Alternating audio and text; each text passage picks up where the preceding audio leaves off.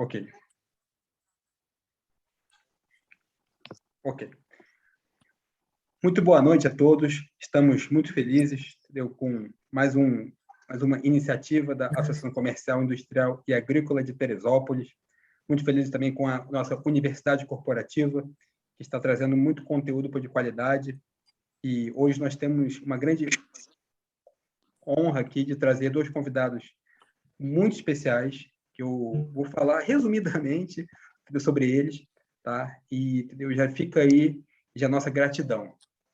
Henrique Luz, filho do Dr. Fernando Luz, um dos fundadores da nossa Faculdade de Medicina, saiu de Teresópolis para cursar a faculdade no Rio,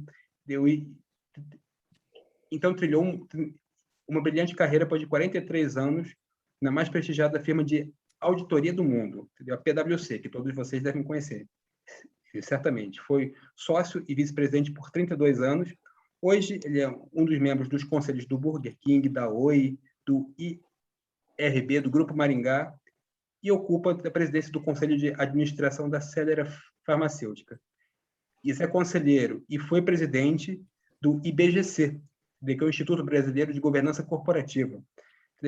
É vice-presidente do Conselho do Museu de Arte Moderna de São Paulo, do Rio também, da Fundação Escudorina Nobel para Cegos, do Hospital Sírio e Libanês e do Renova Brasil, que é uma escola de formação de políticos novos, entendeu? Emergentes. E também tem um colunista permanente da revista Capital, Aberto e da Plurale.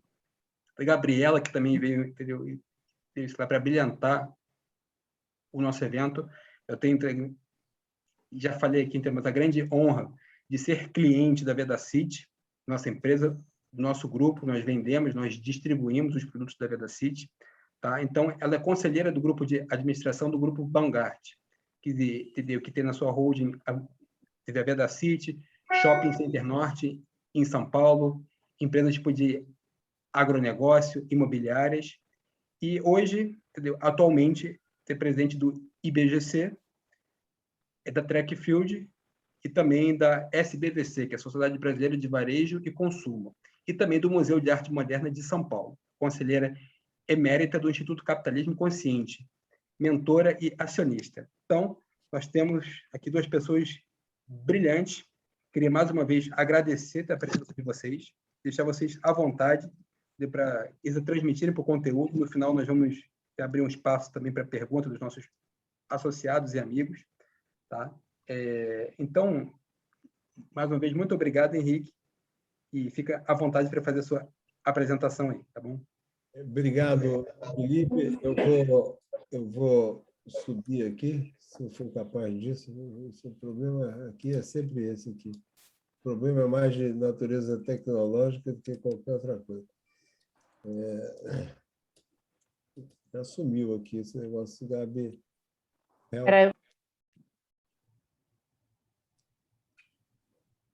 Quer botar aí? Eu não estou sabendo mesmo. Sumiu da tela.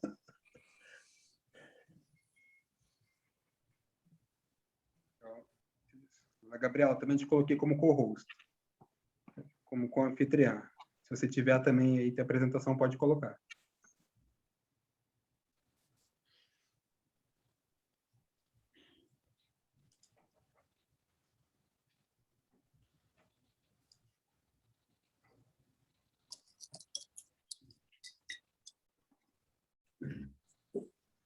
Se vocês quiserem, também pode mandar para o meu e-mail que eu abro aqui e disponibilizo. A Gabriela, acho que você consegue... Opa, já foi. Pronto. Legal, foi. Então, Felipe, mais uma vez, muito obrigado. Os diretores da SEAD, Zé Renato, querido, amigo de tantos e tantos anos, muito obrigado também. Eu estou fora, eu saí de Teresópolis em 1974 com um grupo de 4 outros amigos de adolescência e juventude daí de Teresópolis, porque na época não tinha faculdade que não fosse a de medicina. Então, nós fomos estudar no Rio de Janeiro, alugamos um apartamento, dividimos o apartamento lá em 5, loucura. E aí a vida começou, entrei para a Price e fiz a minha carreira toda fora da minha terra querida. Então, Cada vez que eu posso ter contato com a terra, eu faço. Em 2009, criamos uma confraria, o Zé Renato é parte disso, chama-se Amigos de Terê, que são os meus amigos da adolescência, são 103 amigos de Teresópolis, e amigos e amigas, a gente se junta na confraria, né? Então, é sempre, para mim, altamente emocionante o momento de poder ter qualquer contato com Teresópolis, né? Eu vou passando, Gabi. Então, aí é o seguinte, eu vou fazer uma panorâmica sobre governança corporativa, né? Que vocês, por vezes, vão se sentir muito vendo grandes empresas, né, nessa apresentação. Certamente, nós vamos entrar em algum momento na questão de empresas familiares, mas que se isso servir também para que vocês tenham, universidade que vocês tenham também um panorama da governança corporativa, para entenderem seus investimentos pessoais em companhias abertas e tudo, que assim seja. Ótimo que ao final tenha cumprido esse objetivo também. Então, aqui é um panorama da governança, né? No início do século XX, das empresas que eram todas familiares, né? Então, você tinha as famílias, tinha os indivíduos das famílias, e que ali se encerrava, né, o teatro para decisões de natureza de business, né, ali mesmo. Então, era uma coisa mais simples, como se tinha os Chrysler, os Ford, todo mundo era empresa de família naquele momento, né? Quando chegou com crescimento e maior complexidade, né, maior expansão dos mercados, internacionalização dos mercados, né, isso, à medida em que o século foi passando, né, você vê muito. Se alguém puder, todo mundo estiver podendo desligar os microfones, melhor, dá mais facilidade para nós. Aí, né, depois da guerra, né, você consegue ver uma nítida mudança, né, com nova estrutura na condição de propriedade, em que essas famílias se juntaram acionistas terceiros, né, uma abertura de capital das empresas. Então, você já tinha as famílias, tinha os indivíduos da família, tinha os acionistas, que eram terceiros, nada tinham que ver com as suas famílias, e aí passaram, então, a um movimento de contratação de gestores profissionais, né? Então, você tinha um conjunto de governança formado por acionistas, os controladores majoritários de época, dentro das famílias, inclusive, e os gestores profissionais. E aí nós vemos que já mais para o final do século, nas décadas de 80 e 90, a gente vê a governança mudar, uma guinada muito importante, um tremendo upgrade de governança, em que você teve estabelecimento de boards mais fortes, conselhos de administração mais fortes, com o CEO e os demais responsáveis pelo C-Level, Chief Marketing Officer, Chief Financial Officer, Chief Legal Officer, etc., né? E aí você vê a governança corporativa fluindo de uma maneira mais adequada. Vamos lá, Gabi. Aqui, então, só uma constatação de que o que move, na verdade, a sociedade são as empresas. São pessoas como vocês aí, nas suas empresas, que formam a grande força motora da sociedade, mas também são os responsáveis por tornar essa sociedade mais ética, né? E a maneira de tornar a sociedade como um todo mais ética não é criticar o governo que anda no poder central, nos poderes estaduais. É nós exercermos com mais ética, cada vez mais, o nosso próprio terreno de nossas empresas, né? O somatório das empresas forma a sociedade, né? Então, o projeto mais importante da humanidade, ele é o da disseminação da ética, eu diria, hoje em dia, mas que ocorre a partir da responsabilidade individual e empresarial nossa, né? Então, vamos lá, Gabi. Então, agora a gente entra na questão de governança corporativa propriamente dita, que, na verdade, é a constatação de que toda empresa tem uma estrutura de poder, né? E o que a gente chama de governança corporativa é como esse poder é exercido, né? De que forma as sociedades, as empresas são dirigidas, geridas, né? De que forma elas são incentivadas em direção ao seu alinhamento estratégico e de que forma elas são controladas, incluindo no controle aquelas regras que são explícitas e as regras que são tácitas a partir da própria cultura desenvolvida por aquela organização em si, né? Então, toda vez que eu falar em organização, cada um de vocês pode ler como organização não significa algo grande, pode ser uma loja, pode ser uma cadeia com 40 lojas, uma cadeia com 60 lojas, pode ser uma atividade industrial de bijuterias na Vidigueira, pode ser uma Vedacity da Gabriela aí. Tá? Então, eu estou falando aqui de organização num termo genérico. Muito bem. Então, governança corporativa sendo isso, né, a maneira como as empresas são dirigidas e incentivadas, o que envolve aqui mais um conceito, o que envolve o relacionamento entre os sócios, os dirigentes, administradores, ou seja, o conselho de administração e a diretoria, né, diretores estatutários, os órgãos de fiscalização e controle, conselho fiscal, auditores independentes, auditores internos e todas as partes, os stakeholders, chamados as demais partes interessadas, né? Então, uma boa prática de governança corporativa se reveste da conversão, né, de princípios em recomendações mais objetivas e pragmáticas e práticas para alinhar interesses, né, no sentido de garantir a otimização do valor econômico, da sustentabilidade, da longevidade daquela organização e do bem comum de todos os sócios, né? Então, a governança, como muitas outras coisas da vida, ela é alicerçada, né, em 4 princípios básicos: a transparência, a equidade, a prestação de contas e a responsabilidade corporativa.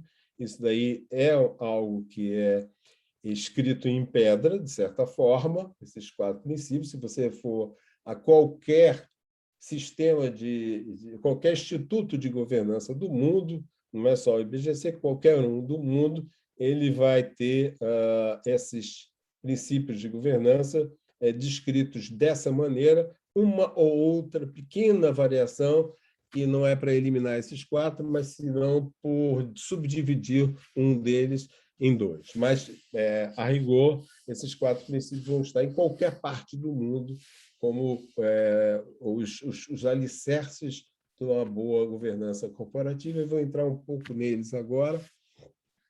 A transparência sendo o primeiro que a gente vai discorrer, né?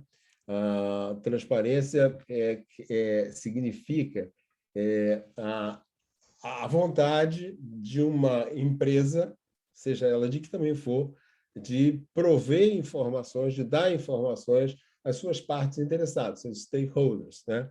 E aí, um conceito de stakeholders mais simples que tem é a gente pensar em todo mundo que é importante para aquela organização. Então, você tem acionistas, você tem gerentes, você tem diretores, você tem funcionários, você tem a sociedade em torno dela, né? Todos eles são stakeholders, fornecedores, clientes, todos esses são o que a gente chama de stakeholders, são partes interessadas no sucesso daquele negócio, né? Então, o que são essas informações que alguém pode ter à disposição de dar, né? Não são aquelas que estão exigidas pela lei. Por exemplo, a companhia aberta tem a obrigação de arquivar na CVM, de publicar seu balanço, demonstrações financeiras nos jornais e por aí vai, né? Fornecer a B3 informações a tempo e a hora, com periodicidade específica e tudo. Além dessas informações, para além dessas informações, as informações que a empresa, por responsabilidade com relação à transparência, se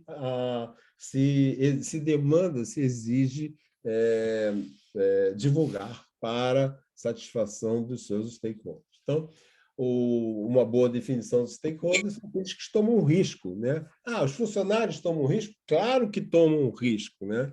Os funcionários têm o risco de sua própria sobrevivência, né?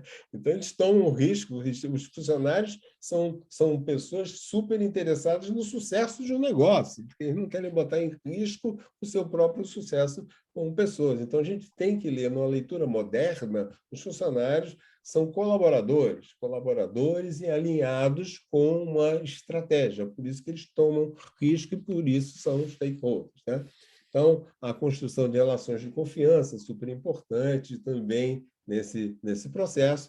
E aqui, só para exemplificar, a Lei 17.527, algo parecido, de 2011, que criou a Lei de Acesso à Informação. Todo mundo tem o direito de acompanhar o que acontece no mundo estatal brasileiro. Vamos lá. Então, no que toca à prestação de contas, né? Prestação de contas é um termo, na verdade, que é em inglês, pode soltar aí, Gabi, é um termo em inglês que chama-se accountability, né? E que, na verdade, a tradução de prestação de contas eu não gosto muito, mas, por outro lado, não encontro tradução em português, é o que se usa isso aí, mas eu não encontro tradução em português que pudesse substituir isso aí. Accountability, em inglês, significa que os administradores de qualquer organização são responsáveis sobre sua própria atuação, né? E têm que prestar contas sobre aquilo que fazem. É diferente de transparência. Não é uma prestação de contas com relação a números que se divulga ao mercado ou outras informações. Aqui é prestar contas dos seus atos, né? Então, tem que ser feito de modo objetivo, de modo compreensível e no tempo, né? Com periodicidade, e assume integralmente a consequência dos seus atos, né? Então, quando você vê um conselho de administração sendo acionado, você vê um presidente da empresa, um diretor da empresa sendo acionado, significa isto, quer dizer, alguma falha provável na condução da sua ação como administrador. Então, aqui tem alguns exemplos de algumas coisas que podem acontecer com isso. Por exemplo, consumidores dispostos a boicotar empresas em razão de posicionamentos. Então, tem empresas que... E eu dou um exemplo aqui. Por exemplo, a Eliana Barcelos está aqui, minha colega na Burger King. A Burger King fez um anúncio há 2 meses, um anúncio que está corretíssimo em qualquer padrão global, é a postura que tem que ter mesmo, é isso, que é um anúncio ligado à questão da orientação sexual, né? E teve uma reação de um primeiro dia de um grupo de direita importante, que independente de ser direita ou esquerda, mas que é aquela coisa de, entre aspas, de preservação da moral dos bons costumes, que acaba interferindo em um país onde mais mata gays e mais mata mulheres, etc. Nós ainda estamos no século XXI discutindo esse tipo de coisa. Então, o Burger King foi muito arrojado, fez uma bela peça publicitária, num primeiro dia teve uma reação. Só que o que aconteceu com isso foi que a sociedade, de forma mais unida, né, combateu aquele tipo de reação e o anúncio foi um sucesso gigantesco, foi muito elogiado. Então, estou dando só um exemplo de que, muitas vezes, a sociedade boicota empresas em função de um posicionamento ou de uma falta de posicionamento. Então, é muito importante esse conceito, né? Mesmo numa loja, na Várzea, em Teresópolis, se uma loja tem uma condução de uma comunicação errada, hoje em dia, podem ter certeza que vem um boicote ou vem uma reação da sociedade, do entorno, contra aquilo, sem dúvida nenhuma. Se a gente vê na Várzea, em Teresópolis, ou vê no Quinta Avenida, em Nova York, que é a mesma coisa. Então, é importante aqui que a gente garanta que esse tipo de comunicação tenha um alinhamento prévio entre conselho, entre donos e gestores, etc., né? E é isso. Vamos para frente. Algumas questões de fundo, né, que a gente poderia discutir se tivesse aqui, mas que eu o Zé Renato pode ficar com isso, o Felipe pode ficar com isso para debate a posteriori com vocês, que por que é importante ter transparência? É importante? E por que é importante? Né? Para o dono de uma empresa, né? O empresário em Teresópolis, que tem 5 lojas. Você pode pensar em transparência. O que é transparência para mim aqui? Né? Então, esse debate é interessante ter. Eu considero esse debate importante numa empresa que tem uma loja, 5 lojas, 50, cadeia de 50 lojas, ou uma indústria que seja. Quais são os impeditivos para a empresa ser transparente? Quais são as desvantagens? Quais são as vantagens? Enfim, são questões que eu achei legal botar aqui para que vocês possam debater ao longo do futuro aí do tempo de vocês, né? No tempo e na hora de vocês. Ali em cima tem um link que eu queria chamar a atenção dele, que é agendapositivadegovernança.com, www.agendapositivadegovernança.com. Eu sugiro que vocês anotem e que entrem depois nisso, muito interessante. Eu vou falar um slide lá na frente sobre o que é a agenda positiva de governança, para vocês terem uma ideia, mas está aí gravado já. Que equidade? Equidade, que é o próximo, é o terceiro, né? Pilar da governança, princípio de governança, significa o tratamento justo e o tratamento igualitário de todos os sócios e stakeholders, considerando seus direitos, deveres, interesses e expectativas. Ou seja, não é isso que não é para todos que se dá tudo, e que você classifica os públicos de stakeholders de acordo com seus próprios interesses e suas próprias expectativas. Muito importante esse conceito da equidade da informação, né? Imagine sócios sendo tratados de forma diferente em relação à informação, não tem nenhum tipo não tem o que admirar nisso, né? Vamos lá, Gabi. Obrigado. Responsabilidade corporativa. Gente, eu estou tendo uma pessoa aqui que está passando meus slides, que é um luxo, assim. Eu não sei, eu estou até emocionado aqui para dizer que a Gabriela Baumgart está passando os slides para mim. Então, que fique registrado aqui que está gravando, viu? Então, responsabilidade corporativa, que alguns chamam de responsabilidade social, ela tem 3 artérias: econômica, ambiental e social.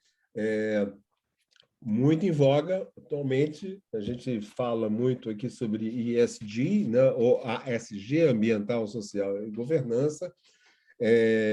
O Brasil, eu diria que está bem em governança, né?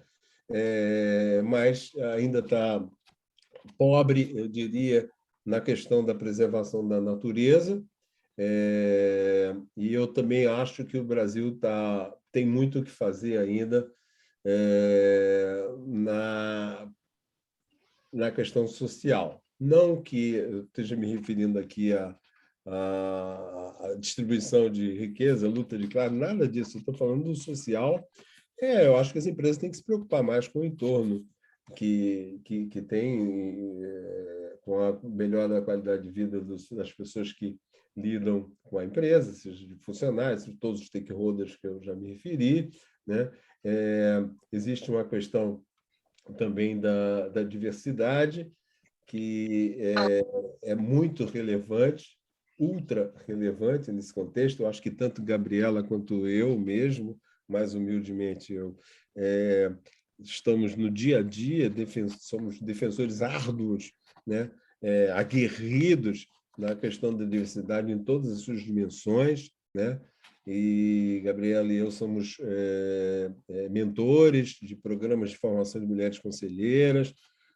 A Gabriela é conselho do Grupo Mulheres do Brasil, eu sou do conselho da 30% Club, que visa ter 30% de mulheres nos cargos de gestão e de conselho no Brasil. Enfim, nós temos a nossa ativismo aí em diversidade. Eu não me canso de dizer, o Brasil é um dos países que mais mata mulheres, um dos países que mais mata gays. É uma vergonha essa situação, nós precisamos ter ativismo nisso, né? E o próprio IBGC é um conselho de 9 pessoas, não tem metade de mulheres, metade de homens, então a gente se sente muito à vontade para falar nisso. Então, a responsabilidade corporativa é isso. Constante evolução. Agora, hoje em dia, muito a partir, e eu estou falando de baixo para cima, muito a partir da ação dos investidores institucionais, grandes fundos de private equity, grandes bancos que têm carteiras de investimento, são grandes, com grandes aglomeradores de capital, na verdade, representam 41% do capital do mundo hoje, está na mão dos investidores institucionais. Os investidores institucionais têm em sua agenda justamente a questão de demandar maior transparência e na questão ambiental, na questão social, na questão de governança. Demandam mais mulheres em conselhos de forma muito proativa, demandam mais negros, enfim, quem é o dono dessa agenda hoje, e ainda bem que existem, são os investidores institucionais. E aí, com a questão do ESG, ou ASG, né, esse negócio tem ganhado um vulto gigantesco, né? E as pessoas têm, as empresas têm sido chamadas na chincha para agirem com muito mais protagonismo dentro de cada um terreno delas, né? Então, essa agenda tem sido super, ultra, hiper importante. Eu mesmo, semana passada, estava em Nova York falando sobre isso também. Então, eu acho que não pensem que a gente, porque tem uma organização pequena em Teresópolis, não vai estar, não pode estar ativo. Nós temos que estar ativos nisso, nessa defesa dessa baliza aí. Vamos lá. Bom, então, a governança corporativa, no fundo, todos esses pilares da governança corporativa visam a estimular, né, para que pessoas cumpram regras em ambientes específicos, que tenham um comportamento ético e que tomem decisões de melhor interesse comum, de longevidade para uma organização. De certa forma, isso é uma definição do Alexandre de Miceli, que é um excepcional professor da USP e autor de vários livros, um cara muito querido, e que é uma definição muito boa, porque ela, na verdade, ela finca uma estaca e cria um alicerce para a governança, que é o ordenamento da governança no sentido macro de impactos dela, da governança, no desenvolvimento da nação, né? Então, isso é muito importante. Isso. Numa perspectiva mais ampla, fazer com que as organizações sejam transparentes, responsáveis, meritocráticas e sustentáveis, e que, de forma a contribuírem para uma sociedade melhor, que é a missão, o propósito do próprio IBGC, é o de construção de uma sociedade melhor por meio de uma melhor governança corporativa.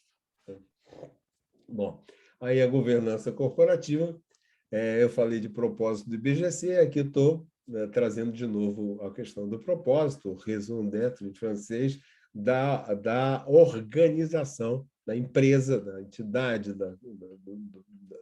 do ente, né? O propósito dela é que deve gerar, né, um pensamento sobre qual deve ser a sua governança, né, para que estimule a liderança consciente, estimule, incentive e dissemine uma cultura ética que desperte o melhor dos nossos stakeholders, por exemplo, dos nossos funcionários, né? Aqui é uma questão só de compliance, muito rapidamente. O compliance, que a gente tem tanto ouvido falar, é uma parte integrante, uma parte importante da governança corporativa, integridade e ética e compliance. E aqui está uma mera demonstração gráfica de que um bom sistema de compliance tem que prevenir, né, desvios, tem que detectar, né, quando não consegue prevenir, tem que detectar as não conformidades e tem que ter um sistema de resposta adequada e tempestiva para essas não conformidades. Vamos lá. E aqui, tentando situar isso num sistema num sistema de governança, né? Você tem os princípios básicos da governança corporativa lá em cima, que são os pilares, que eu já falei: transparência, equidade, prestação de contas e responsabilidade corporativa. E embaixo disso, nós temos os agentes da governança, já mostro já quais são, né? Que definem, então, um tom da ética, um tom da integridade, porque fazem avaliação de riscos, definem a estrutura de compliance que precisa ter, fazem comunicação com seus funcionários, porque sem funcionários comprando a ideia da ética, da integridade, nós temos patrões cada vez mais roubados, não tem a menor dúvida disso, e políticas e procedimentos. Então, esse é um sistema de compliance que também envolve canal de denúncia, envolve monitoramento contínuo de processos, seus testes e por aí vai. Tá? Vamos lá. Aqui, eu prometi que falar um pouquinho de agenda positiva de governança, vocês vão entrar nesse site aí, que eu estou especificando, já tinha falado antes. Eu tinha a honra ainda de ser presidente do Instituto, que eu saí agora em abril, né? Mas em outubro, setembro do ano passado, nós desenvolvemos essa agenda, Gabriela, eu e os demais colegas, 7 colegas, com a ajuda de muita gente, vários ex-ministros de Estado, grandes empresários dessa nação, grandes professores universitários que dominam temas específicos e tudo, foram divididos em grupamentos: ética, integridade, diversidade e inclusão, ambiental e social, inovação e transformação, transparência e prestação de contas, e um think tank sobre os que serão os conselhos de administração no futuro, né? Então, vocês, quando entram nesse site, vocês vão ver o desenvolvimento de cada uma dessas caixinhas. E se vocês me perguntarem quais são os 5 principais desafios que as empresas têm nos próximos anos, eu diria que são exatamente esses: ética, integridade, diversidade e inclusão, fatores ambientais, fatores sociais, a inovação e a transformação. Nós estamos vivendo um mundo que tem transformação acelerada, né, num ritmo que pouco se pode, na verdade, acompanhar. Então, as empresas precisam ter um olho, por isso aquele olho ali da inovação e da transformação. Todos os conselhos que eu conheço têm um comitê de inovação e transformação. A Gabriela, se não me engano, inclusive, é do comitê de inovação da empresa dela, do grupo dela, né? Então, e transparência e prestação de contas também. E o Conselho do Futuro é uma reflexão sobre o futuro. Tá? Vamos lá. Aqui é um modelo interessante do Sexo Condor, que mostra o seguinte: nós partimos de um mundo em que as empresas são movidas por lucro para um mundo em que as empresas são movidas por propósito. O lucro é o resultado da busca do propósito, né? O lucro advém da busca lídima do propósito, lídima e eficiente. Uma empresa altamente hierárquica, para a empresa em que tem networks de colaborativos, né, de grupos multidisciplinares colaborativos para a criação da experiência boa para o cliente, né, do controle para o empoderamento de pessoas, do planejamento para a experimentação. E aqui tem uma frase do Jorge Paulo Lemann, que diz que burra a empresa que não estimula o seu empregado a tentar, que mesmo que de resultados não venha de primeira vez, não será deixando de tentar que nós teremos sucesso. Então, é isso aí, a experimentação. E da privacidade para a transparência. Então, vamos lá. Bom, aqui é um modelo de governança, então, o conselho de administração, o presidente da empresa, seus diretores, né? E seguindo, nós inserimos isso no contexto. Você vê aquele desenho do fundo, cinza, estou vendo cinza, azul e rosa ali embaixo, é um sistema de governança que a gente está montando aqui agora. Então, o Conselho de Administração e os diretores são os administradores, que a lei chama de administradores. Aí, nós já botamos ali embaixo a gestão da empresa. Vamos lá. O resto da gestão, né? São os diretores, proprietários e sócios acionistas lá em cima, os órgãos, falei de um dos órgãos de fiscalização e controle, que é o Comitê de Auditoria, está ali, os demais comitês de assessoramento ao Conselho, aí você tem os auditores independentes, tem a auditoria interna, a Eliana está aqui, de novo, querida Eliana, muito obrigado, tem o Conselho Fiscal, que eu também já mencionei, então isso fica plotado no contexto, pode ir, no contexto da sociedade como um todo, que é onde a empresa se situa, né? E aí o verde de meio ambiente mostrando uma obrigação, um dever, uma responsabilidade corporativa importante, que são dois, que para com a sociedade, para com os fatores ambientais que nos cercam, né?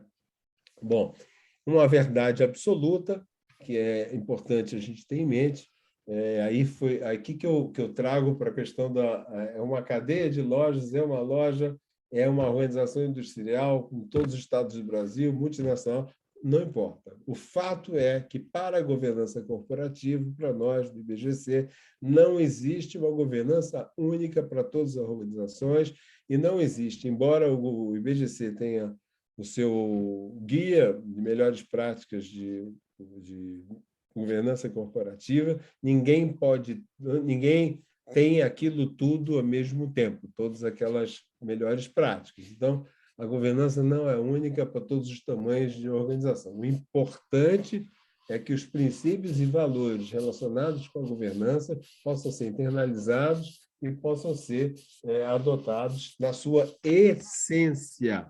Esse é o mais importante. Então, quando se fala de ética, a essência da ética. Falei de código de melhores práticas de governança há pouco, que são esses 5 pilares que estão aí. Todo mundo pode entrar no site do IBGC, tem lá Código de Melhores Práticas de Governança Corporativa, e é muito claro o código, é uma leitura hoje, esse nosso código é uma leitura de cabeceira ou de mesa de trabalho de todos os executivos e todos os conselheiros que eu conheço no Brasil. Ninguém desconhece, ninguém quer desconhecer o código do IBGC para melhores práticas de governança corporativa. Vamos lá. E aqui eu vou deixar para minha querida amiga Gabriela, Gabi, que fale sobre isso, porque é a praia dela, que ela além de ter feito o curso do John Davis em Boston, que toca nessas 3 dimensões aí da empresa, da família, né, da empresa, ela é quem fala sobre isso aí com muita propriedade. Gabi? Henrique, vou entrar só nessa parte, né? De novo, obrigada, Aciati, pelo convite. Henrique também, uma honra. Você sabe que o Henrique é meu mentor, né? Ele fala, Gabi, vem comigo nessa palestra, eles são incríveis, eu não podia negar. Então, uma honra enorme estar aqui com vocês. Agora, entrando especificamente nesse slide, toda vez que a gente fala de governança empresa familiar, a gente não pode esquecer que são 3 governanças, 3 pratinhos que a gente precisa equilibrar ao mesmo tempo. O círculo verde fala da gestão, né, da governança corporativa, que o Henrique falou muito bem até agora, né?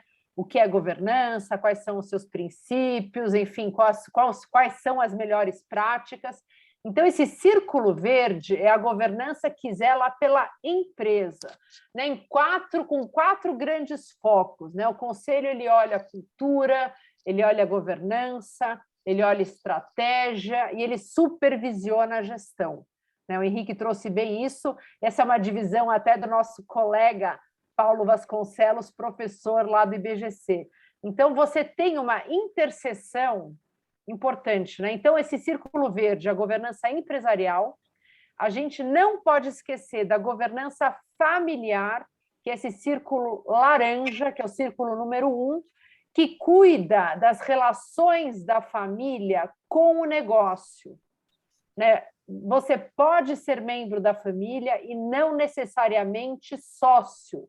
Você pode ser um herdeiro que está sendo preparado para alguma posição, ou na gestão, ou no conselho de família, ou no comitê de sócios, enfim. E o círculo amarelo é a governança da propriedade, né? O que a gente fala de comitê de sócios. Quando você tem um fundador, eu acho que até o Felipe falou, ele é segunda geração, né? Mas quando você tem o fundador, esses 3 círculos são muito próximos. Você tem a figura do executivo, normalmente, que também faz parte da família e também é sócio dessa organização. E isso, geração a geração, esses círculos vão se afastando. Então, tem uma possível interseção. Por exemplo, né, o membro número 7, ele faz parte da família, ele é gestor da companhia e ele é sócio. Muito, muito comum quando fundador, ou a gente está falando de primeiras gerações. O 5º, por exemplo, número 5, eu vou inverter a ordem, ele é um gestor familiar, mas ele não é sócio. Isso pode acontecer. O número 6, interseção da companhia com a propriedade. Então, são sócios acionistas, aí não familiares, porque ele está fora do círculo da família. O número 4, né, faz parte da família, são proprietários e não fazem parte da gestão. Olha que interessante. Então, a gente passou pelos diversos papéis que os membros de uma família ou de uma empresa de controle familiar têm. E cada espaço desse tem uma visão diferente da companhia, tem uma responsabilidade diferente. E quando a gente fala de empresa familiar, você tem que olhar para todos eles. Porque, por exemplo, né, uma relação familiar conflituosa, ela pode impactar no negócio. Né? Uma relação societária que não tem um alinhamento, não tem um planejamento estratégico com o futuro da propriedade, ou não tem um ânimos, né, a vontade de estar junto, de investir junto, isso afeta a empresa. E uma empresa mal gerida, que não performa, também afeta a família e também afeta essa vontade de estar junto, vontade de empreender. Tem um percentual, Henrique, e aí eu vou ficar quietinha para você continuar, que assim, no mundo, né, o professor John Davis foi meu professor lá em Harvard, agora hoje ele está no MIT, e ele tem uma pesquisa muito interessante, um pouco triste, que fala o seguinte, né? Somente 10% das empresas passam da primeira, 30% passam, 30%, 1/3 passam da primeira para a segunda geração, da segunda para a terceira, só 10% sobrevivem e geram valor, e da terceira para a quarta, só 4% conseguem fazer essa sucessão bem feita. Então, olha o desafio que a gente tem na mesa. E, por exemplo, a governança familiar, muitas vezes, a gente fala que é a governança invisível. Né? Não é uma governança glamurosa, porque você não está na gestão, você não é da sociedade, mas ela é fundamental. Né? Depois da minha apresentação, eu vou abrir isso um pouco. O que faz um conselho de família? O que é um protocolo de família? Né? No círculo da propriedade, o que é um bom acordo de sócios? Né? E no círculo da gestão, o que é um bom estatuto social? Né? E a gente tem que ter este olhar de floresta, né? Sair um pouco, porque às vezes a gente só vê o espaço que a gente está ocupando. Então, quando vocês também, né, quando tem conselheiros, o Henrique sabe muito bem, quando você se prepara para ser conselheiro numa empresa familiar, você tem a sua atuação específica, né? Você tem as suas responsabilidades, mas você precisa olhar o sistema, você precisa olhar a cultura, os valores, como são as relações, como é a comunicação, que é super importante. Várias das brigas, dos conflitos societários ou na família são por má comunicação. Então, Henrique, fico por aqui, vou deixar você continuar, mas só para dar uma ideia geral. Obrigado, Gabi. Só saudando aqui que eu vi que entrou um outro, um pouco mais novo, mas da geração também contemporânea, que é o Henrique Carregal. Henrique Carregal, um abração para você. Bom te ver aqui, muito tempo que a gente não se fala. Então, aqui, a nossa startup, a Gabi falou de famílias, né, de empresas familiares. Aqui, no que toca a startups scale-up, são empresas... Hein? Só um detalhe, está aí a nossa querida Sueli Zaque.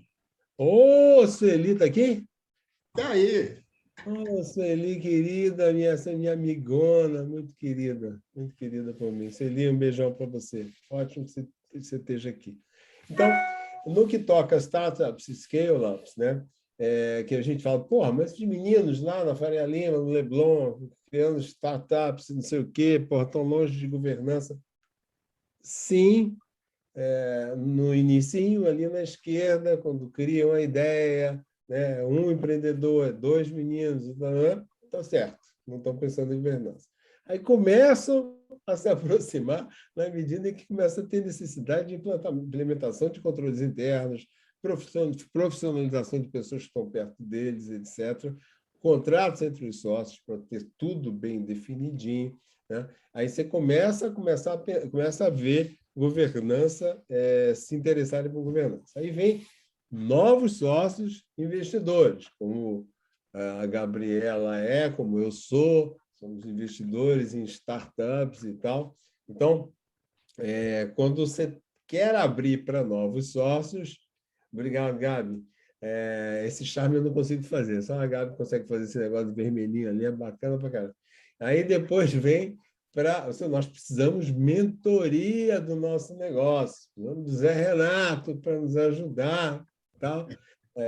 Então, aí já estão pensando mais firmemente ainda em governança. Vamos estabelecer um conselho consultivo, vamos estabelecer um conselho de administração mais para frente um pouco. Precisamos planejar o nosso business daqui para frente.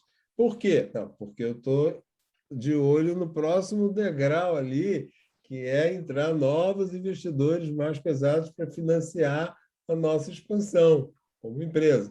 E aí, meu amigo, dali para frente é um IPO, e aí não há como você progredir nessa escadinha sem ter governança corporativa. Não há a menor hipótese, não conheço ninguém que tenha tido sucesso para chegar no IPO sem provar que tenha governança. Então, vamos lá, galera. E aqui é só informação, né? Alguma estatística. A gente tem, o mercado brasileiro tem 199 empresas no novo mercado, que é uma segmentação da B3, né? Tem 405 empresas na B3 como um todo, em todos os 4 segmentos.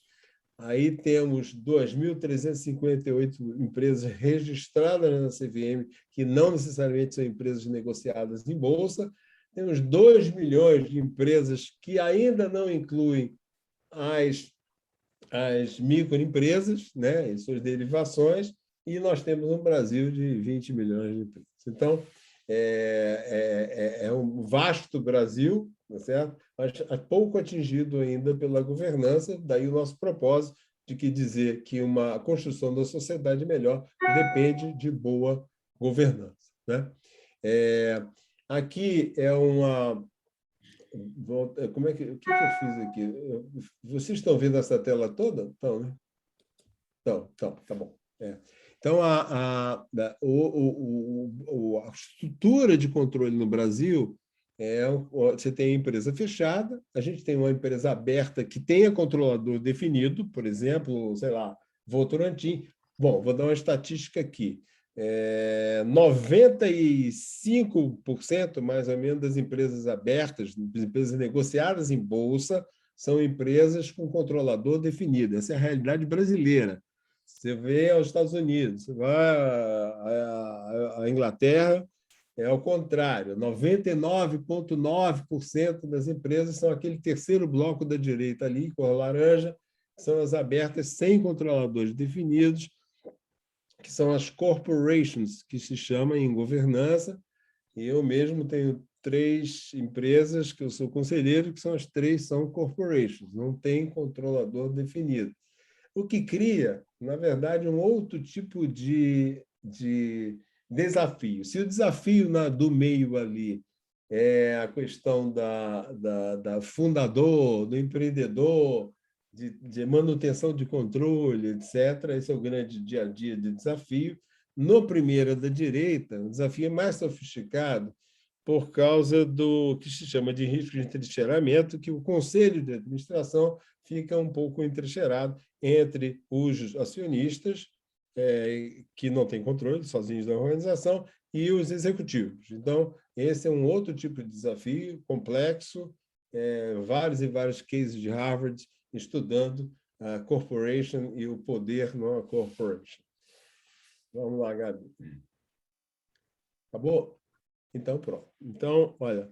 Acabou, Henrique. Eu vou agora ter a honra de passar para ouvir uma história maravilhosa da minha querida amiga Gabi, que é a história da família dela no mundo empresarial brasileiro. Vocês vão ficar fascinados. Vai, Gabi, manda abraço. Henrique, o professor Joedir fez uma pergunta, mas eu recomendo o seguinte: eu vou fazer uma apresentação em 20 minutos e a gente deixa o final para perguntas e respostas, se Felipe concordar. Pode ser? Claro. Tá. Perfeito, vai ser muito bom. Então tá bom, porque eu não quero comprometer também o horário de vocês. Deixa eu só ver, eu vou ter que agora, como eu abri a do Henrique, eu vou ter que só abrir a minha de novo. Espera aí um minuto. Desculpa pela... Já subo a minha. Pronto. Bom. Estão vendo? Ainda não? Sim. Vocês estão vendo? Agora. Ah, então tá bom. Então eu vou lá. Seguinte, né? Como vocês falaram, o Henrique me apresentou, eu sou terceira geração de um grupo empresarial que foi fundado pelo meu avô Otto em 1936, a Vedacity. Eu fico honrada aqui que temos vários clientes, né? Espero que estejam sendo bem atendidos. Então, o Otto fundou a Vedacity com a minha avó na zona norte de São Paulo. Ele percebeu uma oportunidade, porque mesmo num país tropical, né, com construções que não eram saudáveis, tinha uma questão muito, muito forte de umidade, enfim, não tinha o impermeabilizante. Então, praticamente, ele criou essa categoria, fazendo numa fazenda da zona norte de São Paulo, nas suas cocheiras, o produto, e não é à toa, eu sempre gosto de colocar aí embaixo essa carroça, porque era vendido porta a porta, né? Tinha que explicar o porquê usar impermeabilizante, enfim. E assim começou a Vedacity em 1936. A segunda geração nasceu nos negócios, ela acabou... Enfim, meu pai era o mais velho e 2 irmãos nasceram nessa história, tiveram uma formação fora do país, depois voltaram e deram seguimento a essa história empreendedora e começaram a empreender novos negócios, né? Eu vou passar para vocês também um pouquinho da nossa linha, mas assim, a nossa missão como grupo empresarial hoje é empreender e buscar oportunidades não só na área de materiais de construção civil, mas também na área imobiliária, em agronegócios, com inovação e sustentabilidade. Quais são os nossos valores, né? Nossa visão? A gente quer ser pioneiro, dinâmico, empreendedor, sempre atuando com controle familiar e gestão profissional. Né? Importante, somos uma empresa de capital fechado que viu grande valor implantando a governança. Então, a gente olha para a rentabilidade dos nossos negócios, a gente busca a preservação da cultura forte, né? Tendo um bom ambiente de trabalho, contando com bons executivos, né? Eu vou contar para vocês depois a nossa jornada em governança e acompanhando, que é muito difícil, é um grande desafio para as empresas familiares hoje, é que acompanhar as mudanças de mercado, né? Gerar novas linhas de receita, ampliar não só seu portfólio, mas ampliar a atuação, enfim, e sempre de maneira muito tradicional, né? Nós crescemos de maneira orgânica e sustentável, não temos sócios e fundamentados numa coisa que a gente adora, né? A gente adora trabalhar, é uma família simples, de valores muito fortes, e a gente quer ser sólido, estruturado, mas também criativo. o que é um valor importante, um adjetivo importante quando a gente fala de inovação. Falando um pouquinho aqui dos nossos valores: trabalho, família, disciplina, respeito, humildade, honestidade. O que eu mais gosto é coragem e simplicidade. Por quê? Um grande desafio da família empresária é manter acesa a chama empreendedora.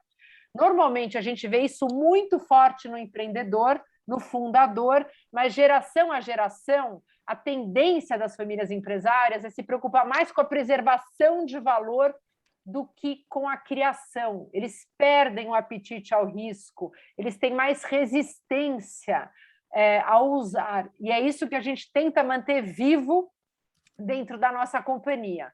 Falando um pouquinho na linha do tempo, olha que interessante, a Vedacity foi fundada em 1936 pelo meu avô, que eu não conheci, né? Interessante.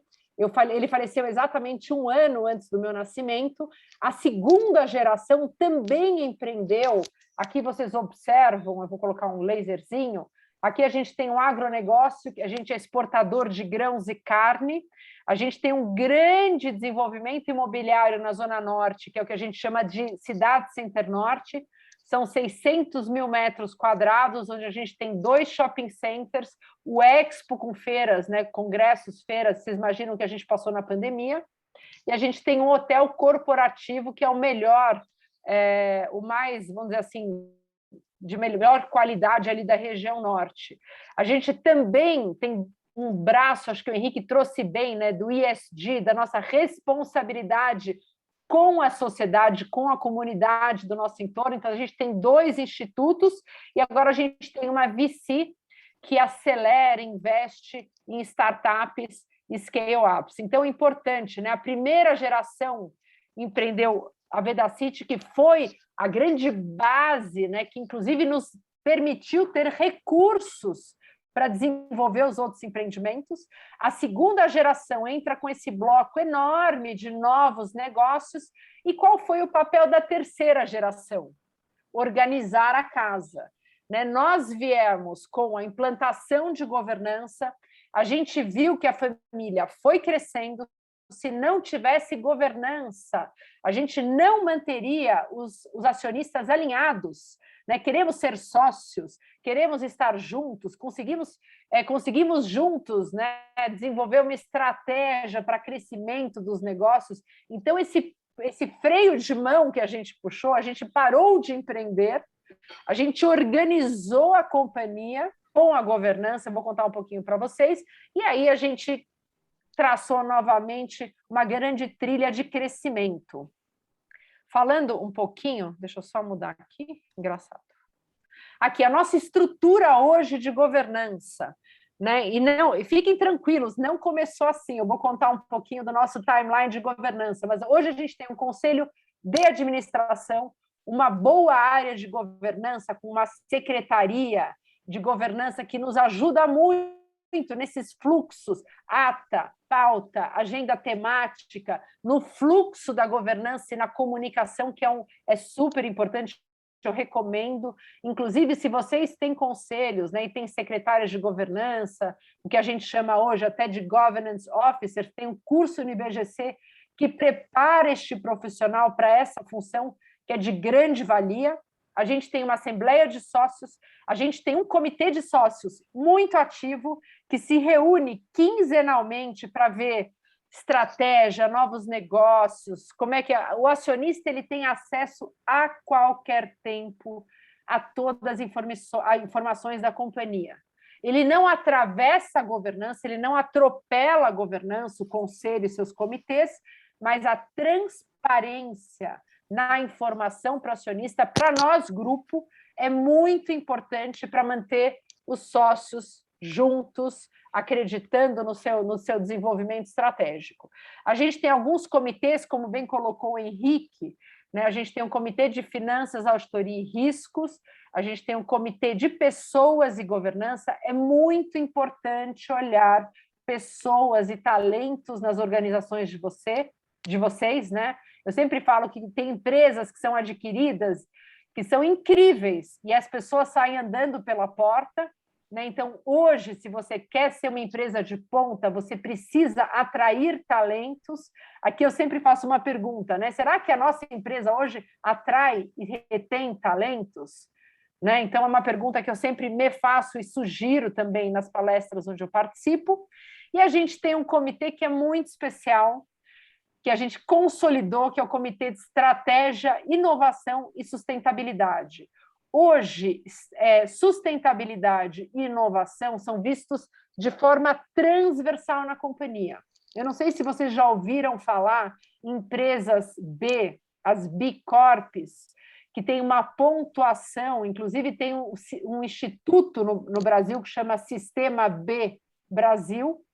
Você faz uma matriz de materialidade, você mede o impacto da sua empresa hoje socioambiental e você estabelece um plano estratégico para ser configurado uma empresa B. Hoje, o nosso grupo, todas as empresas, VCity e Cidade Center Norte estão nesta jornada. Ou seja, a gente coloca na nossa estratégia algumas metas e algum investimento para que a gente torne o nosso impacto mais positivo. Tá? É bem interessante, eu sugiro para vocês também que tiverem curiosidade aí, entrem no site do Sistema B, né, para dar uma olhada. Aqui embaixo a gente tem uma diretoria. Hoje não temos familiares na gestão, mas a família é muito próxima nos órgãos de governança. Eu fui executiva, não contei essa parte, né?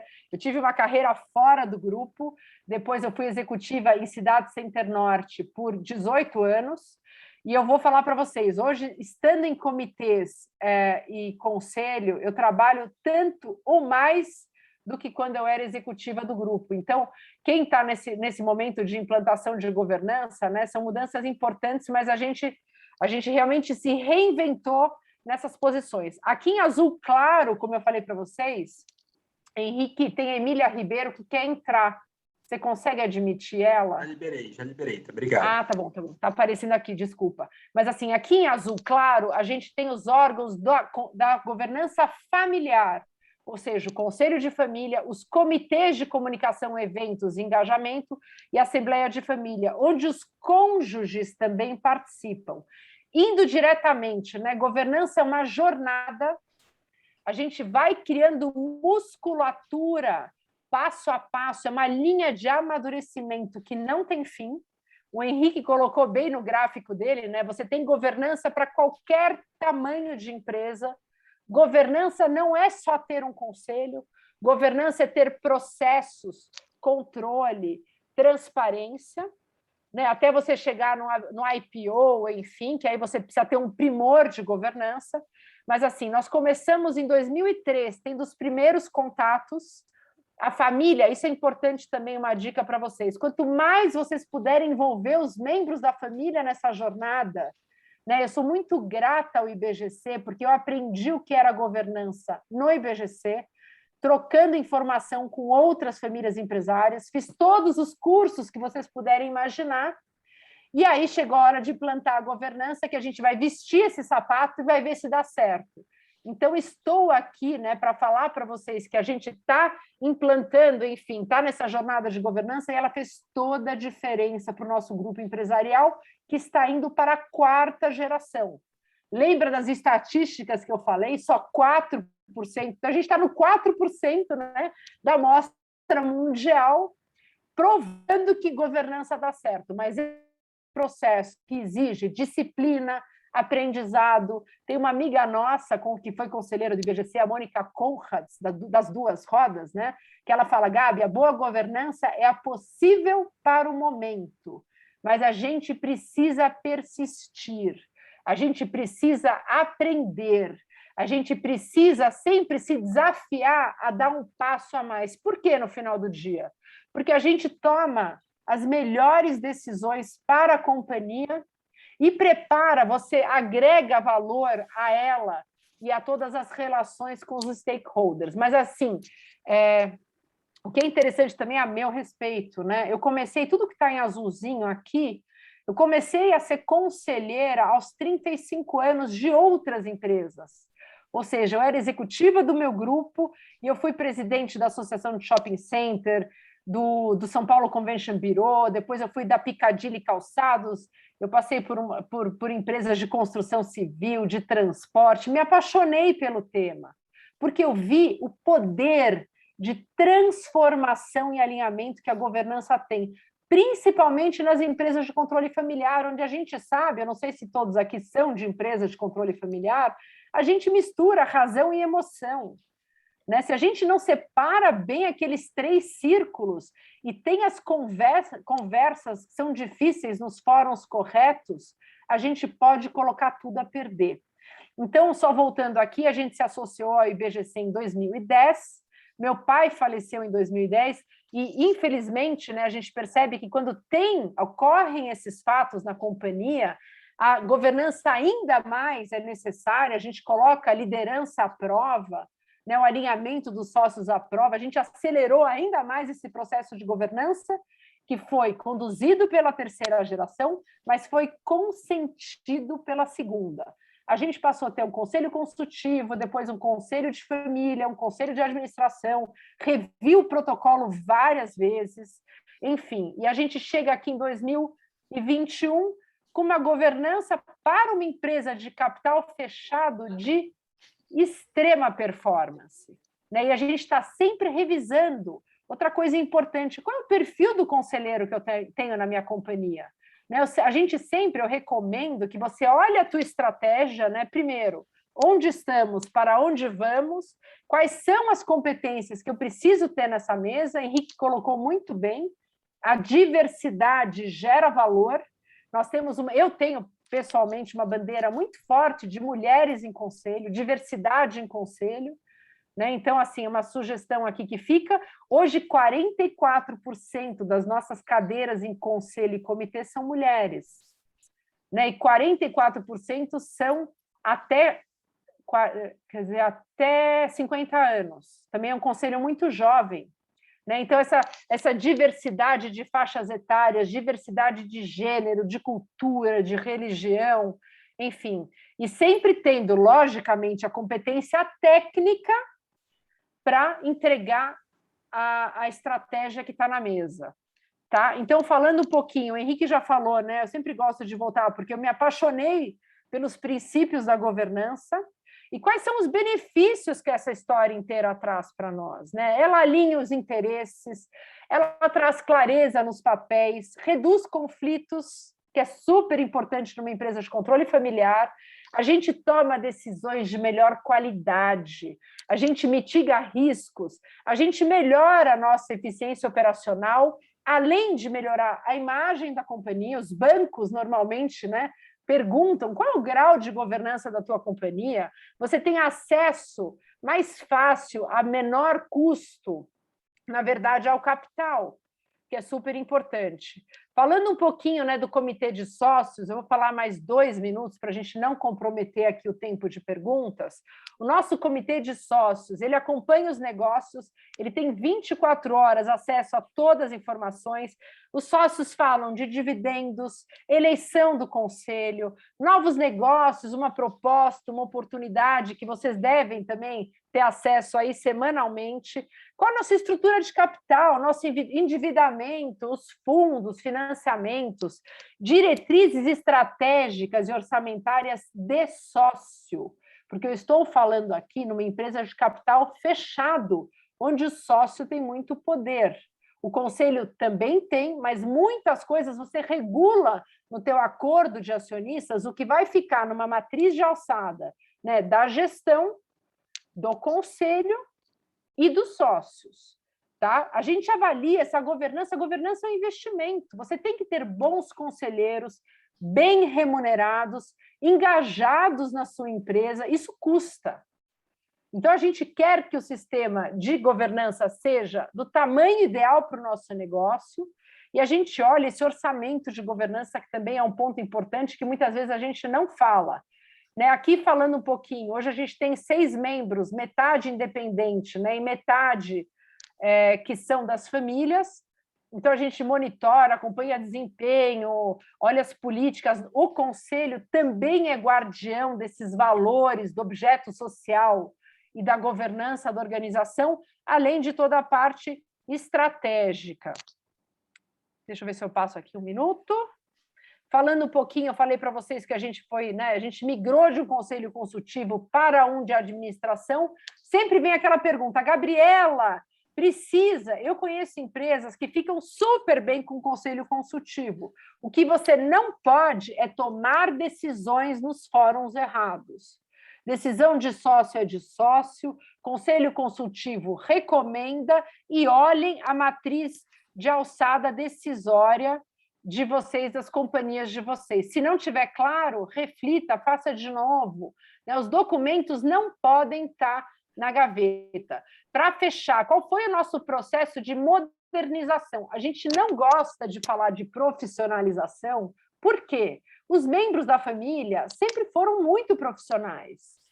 Então, quando fala assim, mas vamos profissionalizar, não, vamos modernizar a companhia. A gente fez o pacto de sair da gestão, a gente buscou que os acionistas tivessem conforto na busca desses executivos no mercado, mais do que qualidades, tem que ter um alinhamento com os valores. Tem uma forma de liderar que precisa estar em linha com os valores da família, porque senão a própria família vai boicotar esses executivos. Tem uma máxima, Henrique, que fala que o primeiro presidente não familiar numa empresa dura 8 meses. Então, esse alinhamento é muito sutil, mas ele é muito importante. Então, assim, identificar, de novo, quais são as expertises que a gente precisa ter na mesa. Familiar, para fechar, o que faz o conselho de família e a governança familiar, que muita gente não entende e confunde. Ele cuida da união familiar, dos relacionamentos, sabe, todas aquelas coisas que incomodam a família. Um primo que usa o carro da empresa no final de semana, vão de coisas pequenas a coisas enormes. Esses desconfortos precisam ser tratados no conselho de família. E muitas vezes com a ajuda de terceiros, de consultores, de mediadores, porque, se não bem resolvidos, impacta na companhia. A gente se preocupa com a qualificação desse acionista, porque eu quero, de novo, manter esse DNA empreendedor. Quando você tem um empreendedor na família, acenda uma vela, incentive, porque que traga ideias, que agregue valor na nossa companhia. Então, a gente se preocupa com a formação das próximas gerações, a perpetuação dos valores, como cuidar do patrimônio. Muitos empreendedores que são incríveis não sabem, às vezes, cuidar do seu patrimônio pessoal. Como é que a gente acompanha a sucessão? O IBGC tem um caderno incrível sobre protocolo e sobre sucessão, que, assim, geralmente são os pontos delicados que as empresas familiares têm que enfrentar. E a gente faz o resgate da história e quer todos acionistas, estejam eles em quaisquer daqueles lugares nos círculos, bem qualificados. Isso é uma governança familiar meritocrática. Aqui só um pouquinho do tamanho da nossa família, e eu já vou para o final. Henrique, deixa eu até ver aqui. Ia falar de ESG, mas não vai dar. Por que a gente olha tanto para a questão de ESG? Porque eles atraem talentos. Eu entendo a questão do social e do ambiental quase como uma licença social para operar. A gente cria relações mais fortes com os stakeholders, a gente promove a longevidade dos negócios, além de refletir oportunidade, segurando muito mais retorno aos acionistas a médio e longo prazo. A gente não fica naquela história só de quarter, A gente fala que o capital da família empresária é um capital resiliente, além de identificar riscos e facilitar aí o acesso a capital. Sua empresa, as empresas de vocês vão valer mais. Então, eu fico, Henrique, por aqui, mas o desafio, para fechar, a gente tem que ter clareza da estratégia dos nossos negócios.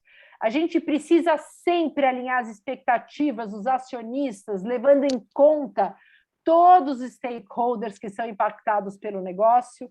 A gente precisa conhecer as regras, o Henrique colocou bem, e fazer com que elas sejam vividas na empresa, tanto de acordo quanto de protocolo familiar. A gente precisa ter agilidade no processo decisório. A governança não pode burocratizar, né?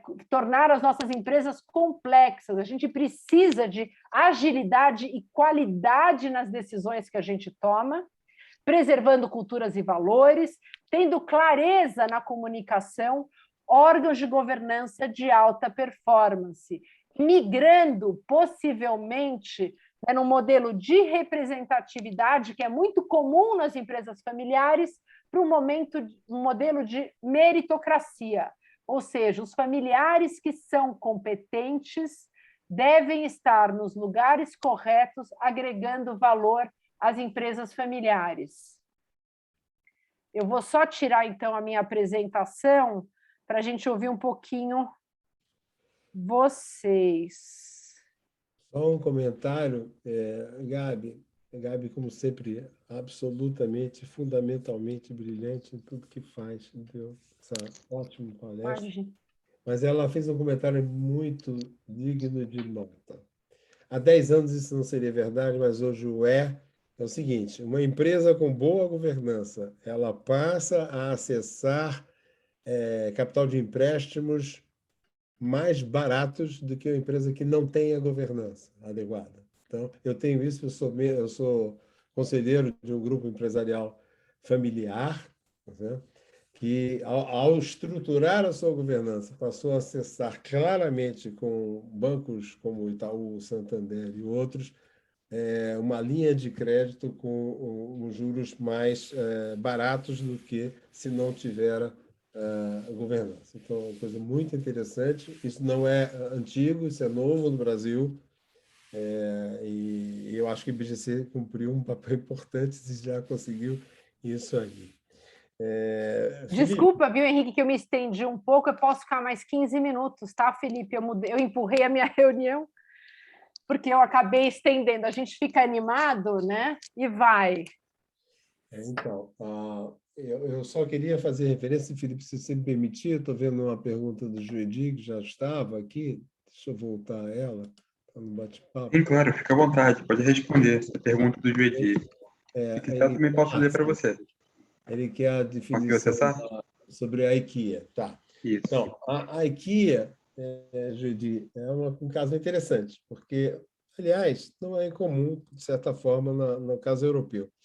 A IKEA é uma rede global que fabrica não fabrica nada, que comercializa, né, esses produtos, artefatos de domicílio, de residências, né, e tudo. Eu mesmo sou cliente da IKEA, gosto muito, mas é uma empresa privada, ela não é uma empresa aberta. Ela foi fundada na Suécia há uns 70 anos, 60 anos, 70 anos mais ou menos, por um cara chamado Ingvar Kamprad alguma coisa, que é o lá do IKEA. Mas hoje é uma empresa estabelecida na Holanda, né? Tem duas ou três holdings de família que controlam o negócio, mas o que é interessante é que é uma empresa que ela tem toda a sua rede na mão de franqueados. Então, por exemplo, aqui, Eliana, mais uma vez, estou falando Eliana, lá no Burger King, nós temos 90% dos nossos restaurantes, das nossas lojas, são próprios, né? 10% são de franqueados. Já o McDonald's tem um pensamento. Nós somos uma empresa, a Burger King é uma companhia aberta brasileira, no segmento de novo mercado.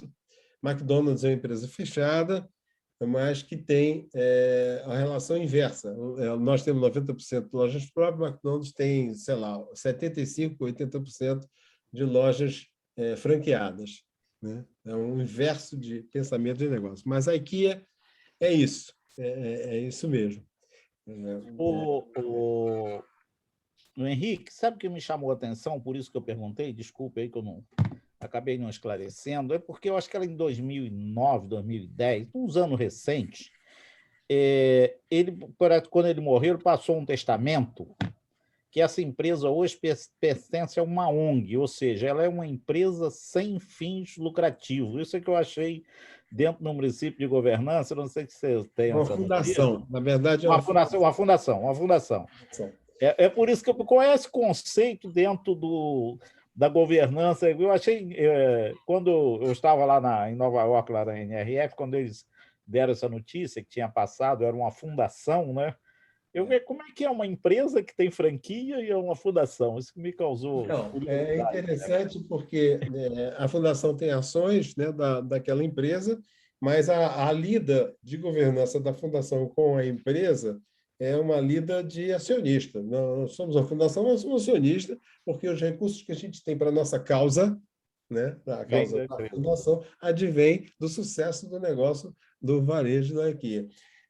Nós tivemos uma situação parecida no Brasil no passado, parecida, mas não igual, certamente, e não foi exitosa. Foi exitosa durante muitos anos, mas depois foi mal, que é a Varig. A Varig era uma fundação dos funcionários gerindo o negócio, né?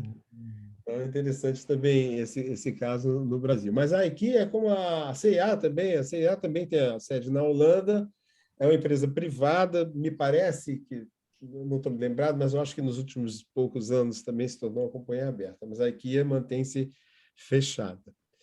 É isso. Felipe, queria homenagear a Sueli mais uma vez. Sueli mora em Nova York, é uma teresopolitana. O pai dela, o Zé Elias Zaken, faleceu no dia 6 de julho de 66 ou 67. Eu era menino, estava desfilando no 6 de julho. Naquela época, não sei se ainda tem isso hoje, o Zé Renato e eu certamente desfilamos aí, o Henriquinho Carregal também certamente desfilou aí por nossas escolas no dia 6 de julho, com muito orgulho, de Teresópolis, e o pai da Sueli faleceu como presidente da Câmara de Vereadores que era naquele momento. Sueli, meu beijo em você, muito obrigado por estar aqui. Bem, nós fomos brindados, entendeu, com um conteúdo aí de excelente qualidade. Gostaríamos de ouvir perguntas aqui, que vocês podem colocar no chat. Tá? Já de antemão, também queria já convidar vocês todos para a semana que vem, entendeu? O nosso professor Joedi, que fez essa pergunta interessantíssima do caso da IKEA, vai nos trazer um conteúdo sobre gestão de custos do aplicativo Overmetric, que é um controle milimétrico sobre os custos no varejo. É algo que é imperdível também, então eu já convido todos aqui para a semana que vem vir participar conosco, professor doutor, e também já está nos desafiando a montar uma caravana para NRF, ele que já levou vários grupos lá. Então, nossos diretores associados, se liguem aí, porque nós estamos com esse desafio aí em cima da mesa. Então, não percam o nosso webinar da semana que vem. Mas eu tenho que... Oi, Gabriela, você está no mudo. Eu recomendo. Eu acho que eu fui a umas 10 NRFs, né? Para quem é varejista, para ver tendência de consumo, né? Tem sempre cases, inclusive brasileiros, né, professor? Mas são 4 dias onde você encontra varejistas do mundo inteiro, né? Vamos ver agora no JFK lá reformado, né? Então, também recomendo. Legal. Eu tenho 15 participações consecutivas, Gabriela. Desde 2006 que eu vou todos os anos e levando delegação de empresário brasileiro. Vamos tomar um café lá, hein? Marcado, marcado. Então, pessoal aí da CIAT, aí, nossos parceiros, entendeu? Amigos, não vamos fazer feio, não. Vamos juntar, vamos aumentar essa mesa desse café lá, hein? Vamos levar mais gente daqui também. Mas então, muito feliz, muito significativo. Mas eu queria deixar uma pergunta para o Henrique e para a Gabriela, dizendo aqui o seguinte: qual que é o instrumento mais importante de governança para uma empresa de pequeno porte? Isso aqui, certamente nosso público vai se interessar bastante. Tem o acordo de acionistas, tem um conselho consultivo, de repente é algo muito distante para uma empresa pequena, mas o que vocês classificariam como um instrumento mais importante para uma empresa de pequeno porte? Fala, Gabi. Eu acho, Felipe, importante, né? Governança não é só conselho, mas assim, toda vez que eu entro numa companhia, e o IBGC também tem um programa de mentoria de startups lá no Cubo de São Paulo, que é super importante, eu sempre olho os documentos. Agora, mais do que o documento em si, como é que foi a construção desse documento? Qual foi o combinado? Quais regras foram estabelecidas? Porque esses documentos, na verdade, eles refletem o alinhamento, o olhar de futuro, a vontade de se estar junto, qual é nossa missão, qual é a nossa entrega e o diferencial, portas de entrada e portas de saída, né? Ambientes de resolução de conflitos. Conflitos não são só negativos, a divergência agrega bastante valor. E responsabilidades claras. Qual é o meu papel? Então, assim, se você perguntar, de novo, acho que o Henrique colocou uma frase muito boa, que assim, não tem nada de prateleira que sirva para todas as empresas, tá? Mas eu sempre recomendo, vamos olhar nossos documentos, né? O Estatuto Social, um bom acordo de sócios, a gente sabe o que está escrito lá, porque o empreendedor, ele vai na emoção, na empolgação, pega o amigo. É diferente um amigo, um familiar, de uma relação societária, né? Das responsabilidades claras, do objetivo social daquela companhia, né? Da liberdade, da transparência, quanto capital eu posso empregar, né? Qual é a minha real entrega nessa jornada. Então, essas conversas que são pré-construção desses documentos, elas precisam existir. Isso, para mim, já é um start, né, de uma governança. E aí vem os processos, os controles. Eu gosto do conselho consultivo, né, para, às vezes, tirar o founder, né, tirar o empreendedor do dia a dia do negócio para olhar um pouco a estratégia, olhar o sistema, né, a floresta, porque o dia a dia consome, muitas vezes você não consegue ter o distanciamento importante, né, para olhar o que realmente está acontecendo na companhia. Então, assim, eu vou deixar para o Henrique completar, mas não tem uma receita, né? One size fits all, não tem nada de prateleira, né? E a gente tem que olhar muito qual é o momento que a companhia está vivendo, né? Uma empresa que está nascendo tem as suas prioridades, né? Tem suas metas, tem olho no caixa, né? Olha o dia a dia e olha a estratégia, olha o curto, mas precisa olhar o médio e longo prazo. Então, essas estruturas que são suas amigas acabam te ajudando a olhar um panorama um pouco mais de outro nível, né? Mas vou deixar o Henrique completar. Henrique, só um minutinho. Gabriela, cada caso é um caso com hífens. Empresa familiar. Né? Isso apasiona, né? Como é que eu posso, né, ser um influenciador de governança e sempre num processo evolutivo, né, para que a gente não dê dois... E, às vezes, você dá 2 passos para trás para dar um para frente. Né? Então, você tem que persistir, enfim. Mas, Henrique, vou deixar você completar. Não sei se eu fui clara. Eu pensando, né, Felipe, na sua colocação, essa pergunta, eu diria o seguinte, que é parte do processo de governança, especialmente quando você localiza isso na pequena empresa, né? Eu mencionei aqui que a era do lucro, nós passamos da era do lucro, da procura do lucro, para a era do propósito, purpose, né? Da era da hierarquia para a era dos networks colaborativos, da era do controle para a era do empoderamento, né? Então, eu diria que se a gente tivesse que fazer, eu tenho 3 lojas em Teresópolis e quero cumprir uma coisa de governança que possa engrandecer a minha chance de sucesso no meu propósito empresarial, na sustentabilidade da minha organização, que é governança in natura, isso, eu diria o seguinte, prestem atenção nessa coisa da saída da hierarquia para a era da criação de funcionários colaborativos, multidisciplinares, não importa o departamento que esteja, todos juntos com um foco só no cliente. Então, super importante para a governança ser assegurada. A outra questão do controle para empoderamento, empoderar os funcionários, estimulá-los a experimentarem soluções inovadoras, criativas, né? Então, eu diria que, imaginando uma organização pequena, uma loja na duas lojas na Francisco Sá, duas lojas na Reta, tá certo? Eu diria que empodere os seus funcionários, energize os seus funcionários, torne-os mais colaborativos, que a governança advém disso também. Bem, vê se fica claro para os nossos empresários, quando a gente vê o case fantástico da família da Gabriela, vê desde a Vedacity, construindo toda aquela trajetória, e a gente vê os instrumentos todos que tem hoje, de comitês, conselhos, o empresário pequeno se assusta. Mas o mais importante é entender o conceito, a transparência, a equidade, o empoderamento. Tudo que nós temos visto, tudo que vocês falaram, volta lá nos primeiros slides. Se tiver dúvida, volta no vídeo, volta naqueles primeiros, que fala dos pilares. E você, então, faz o esforço para aplicar isso à sua realidade. E, certamente, esse princípio da governança, que vai caber em qualquer realidade, tá, certamente vai trazer muitos frutos positivos para o seu negócio. Por exemplo, Felipe, eu vou dar um exemplo rápido Prato pode aqui. ser esse? Eu vou te dar um exemplo rápido. O primeiro conselho que eu participei na vida, tá certo?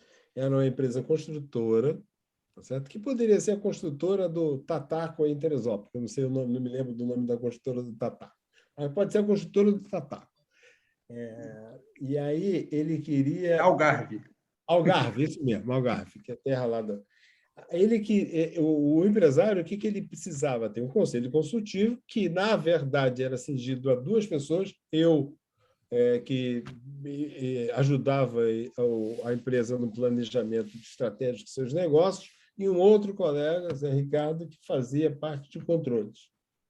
E a gente ia para as reuniões do conselho consultivo, que não é deliberativo, é consultivo, ele assessora o dono da empresa, né, com a visão de fora, duas pessoas experientes com outras estruturas, e ele tinha um benefício dessa discussão, dessa mesa de debate. Então, esse é um primeiro passo, a primeira porta, a Gabriela falou muito bem sobre isso, o conselho consultivo. Então, só um mero exemplo de que governança não tem nada a ver com investimento maciço, porque cada empresa tem a governança que precisa ter no momento que está. Legal, muito bom. Felipe, que exemplo fantástico.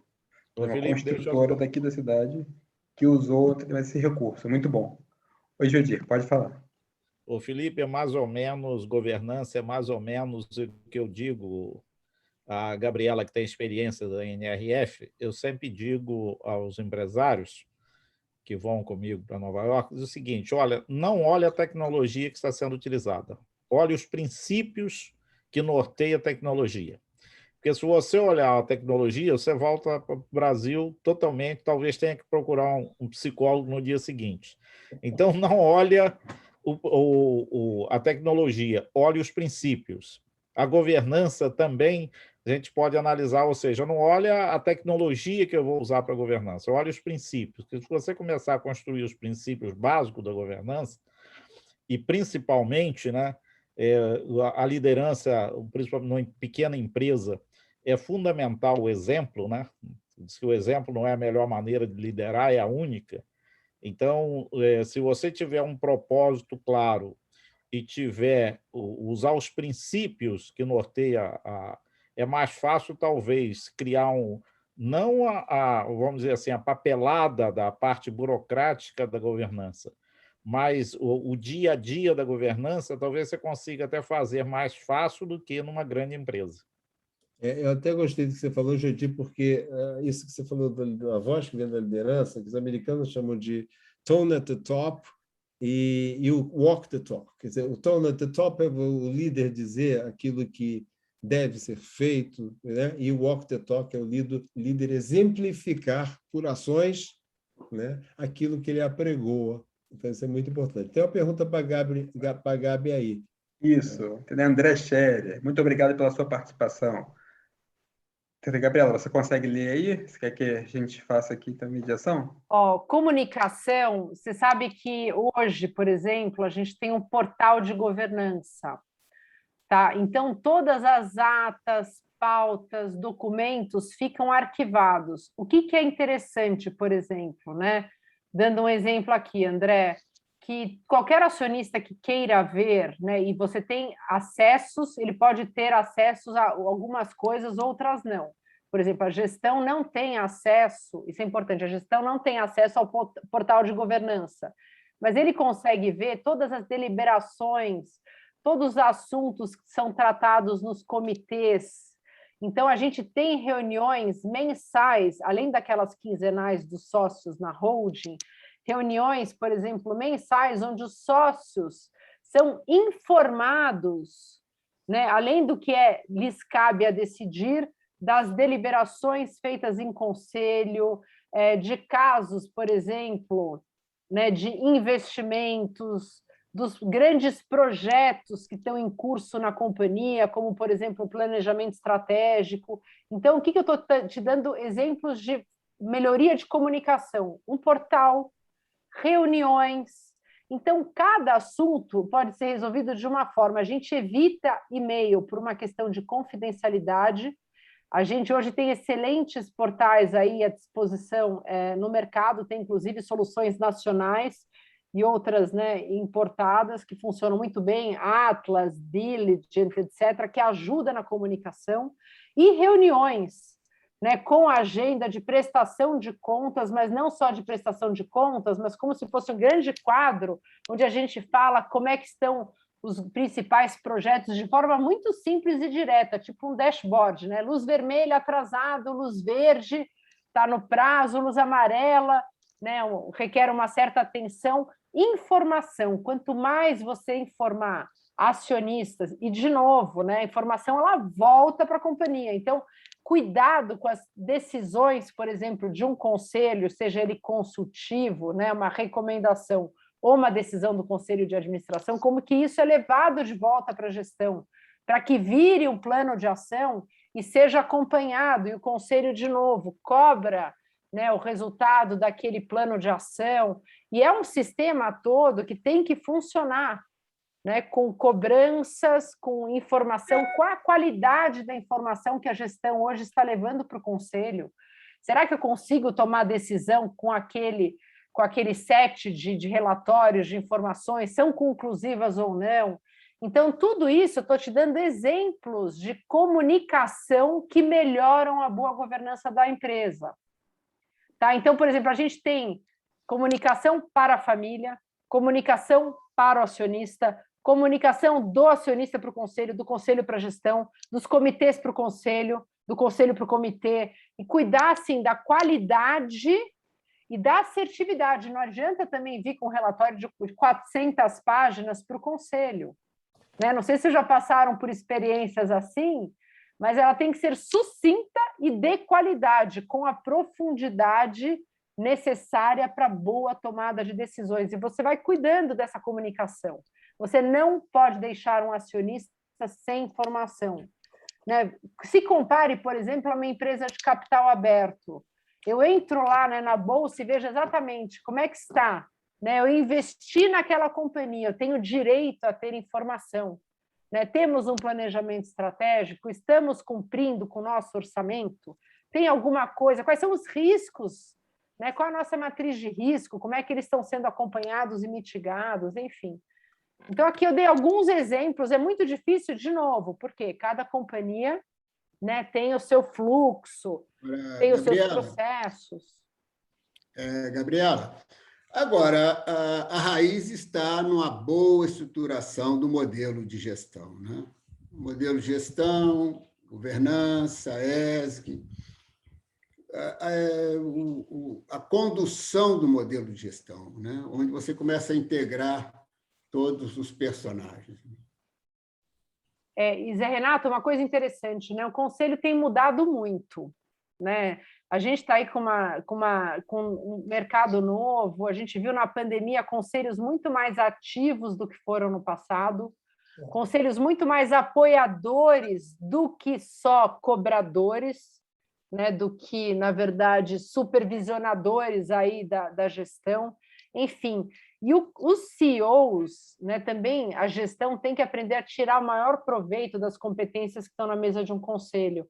Então, eu vejo empresas que usam mal o seu conselho, tem de tudo, né? Então, é uma busca constante, de novo, para equilibrar os pratinhos e para tirar o maior valor desse sistema como um todo. Vocês teriam uma ideia, na pandemia, no início da pandemia, os meus conselhos, Burger King mesmo, que a gente se reunia a cada 2 meses, passamos a nos reunir toda semana para suportar o presidente da empresa, CEO e seus diretores, naqueles desafios. Nós chegamos a ter 81%, Eliana, das lojas fechadas, porque as nossas lojas são muito em shoppings fechados, né?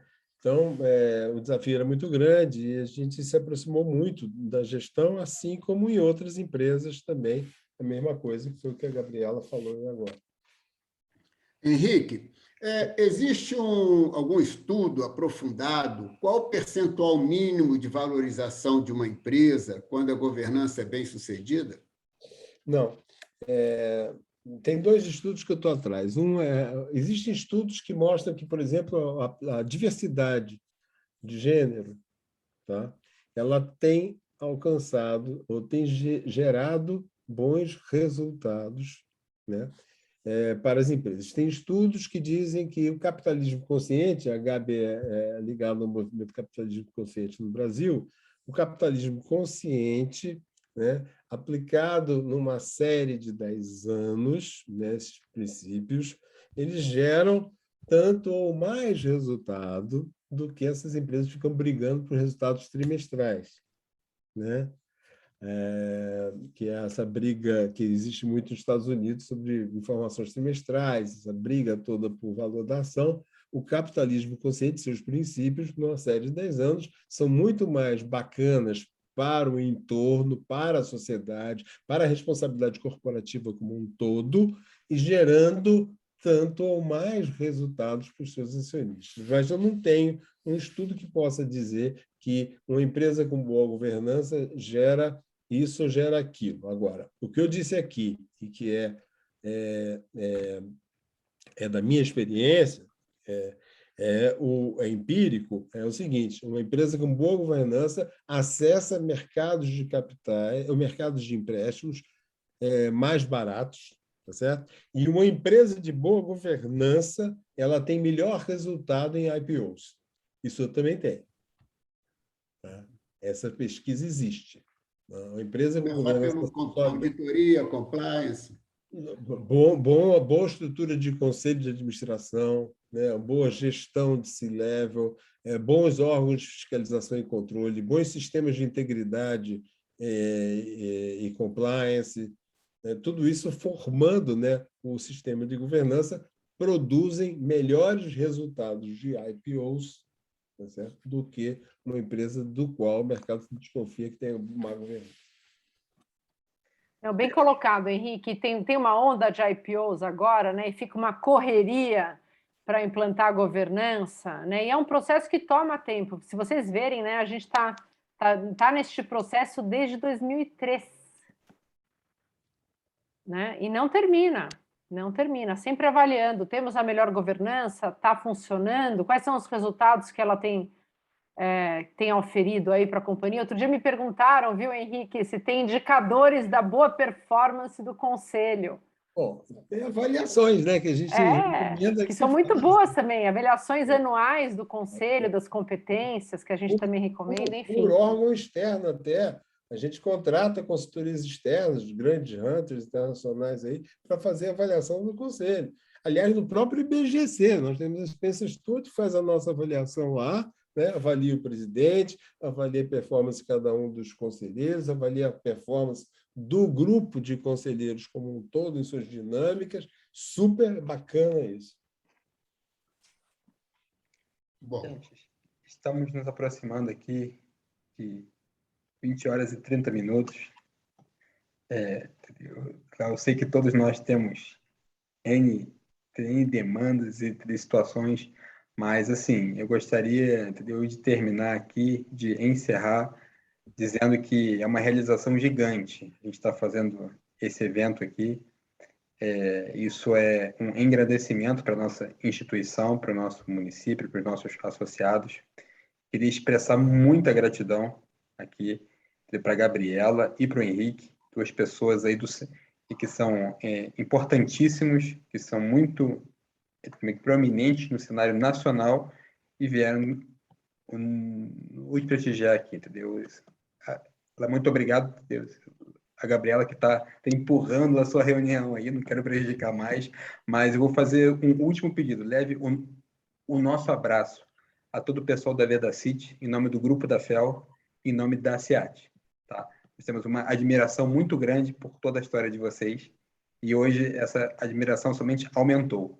Tá? Nós temos pessoas aqui do nosso grupo também que estão participando, certamente vários vão assistir depois, então pode levar lá lá o seu grupo, lá a sua família.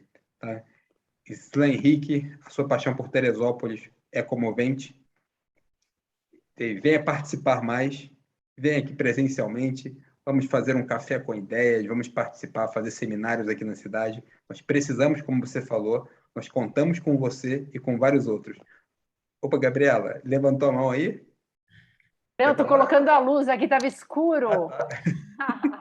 Não, é que você também botou o botãozinho da luz. Não, aqui, ó, minha luminária, estava escuro. Não, mas é da mãozinha, mão levantada. Não, bati palma para você, Felipe. Bateu palma. Obrigada. Então, tá, Felipe, muito obrigado aí. Super honrado, sempre esse contato com a nossa terrinha aí é uma coisa que me emociona. Vou estar sempre disposto a contribuir, onde eu esteja no planeta, estou disposto a contribuir com o engrandecimento da nossa querida Teresópolis e agradecer porque estou aqui com muitos amigos aí assistindo, né? Amigos da terra e amigos da terra que estão fora, né? A Eliana Barcelos está fora, mas é de Teresópolis, a Sueli, que está em Nova York, é de Teresópolis, enfim. Obrigado aí pela oportunidade, Zé Renato, Felipe. Legal, muito obrigado. Muito obrigado, Gabriela. Se quiser ver essa vista que você elogiou no início, vem aqui visitar nossa cidade também. Será uma honra. A webinar foi muito produtiva e extremamente simpática. Ficamos felizes, né, Henrique? Mas obrigada, é uma honra. Se estiverem em São Paulo, nos avisem, né? Felipe, vem visitar a fábrica de mantas. Espero sempre... Estamos aí a serviço de vocês, tá bom? Vai ser um prazer. E fiquem bem, saúde, tá? Isso aí. Tudo muito bom para vocês. Lembrando, obrigada. Siga-nos nas nossas mídias sociais digitais, no YouTube, lá no Instagram, no Facebook, lá SEAT. Nós temos bastante conteúdo interessante sendo produzido. E venham participar lá com o professor Joedir, já falou aqui, fez uma pergunta interessantíssima, fez colocações muito boas. Certamente esse webinar da semana que vem será riquíssimo. Não percam, tá, gente? Então, vou liberar aqui, tem mais o áudio para quem quiser se despedir aí, entendeu? Câmera, vamos fazer aquela nossa... Entendeu? Obrigado a presença de baguncinha gostosa no final. Dá tchau para todo mundo. Tchau, gente. Gente, fiquem bem. Obrigada, viu? Obrigada. Um abraço. Tchau, Henrique. Tchau, Eliana. Tchau, obrigada. Fiquem bem. Tchau, Eliana. Tchau, tchau. Tchau, tchau. Papai. Tchau, gente. Tchau.